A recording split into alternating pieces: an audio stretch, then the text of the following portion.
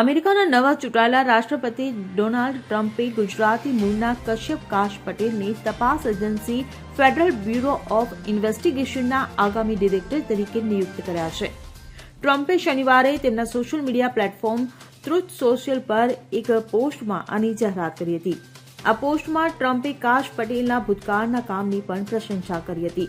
આ પહેલા કાશ પટેલે ટ્રમ્પના પ્રથમ કાર્યકાળ દરમિયાન સંરક્ષણ મંત્રાલયમાં chief of staff, national intelligence deputy director અને નેશનલ સિક્યોરિટી કાઉન્સિલમાં આતંકવાદ વિરોધી કાર્યક્રમોના સિનિયર ડિરેક્ટર તરીકે કામ કર્યું હતું. ટ્રમ્પે જણાવ્યું હતું કે અમેરિકામાં વધતા ક્રાઇમ રેટ, ગુનાહિત ગેંગ અને સરહદ પર થઈ રહેલા માનવ અને ડ્રગ્સ સ્મગલિંગ જેવા ગુનાઓ સાથે કામ કરવા માટે કાશ પટેલને આ જવાબદારી સોંપવામાં આવી છે. Bureau report CN24 news. હવે જુઓ દેશ દુનિયાની તમામ ખબરો તમારી આંગળીના ટેરવે.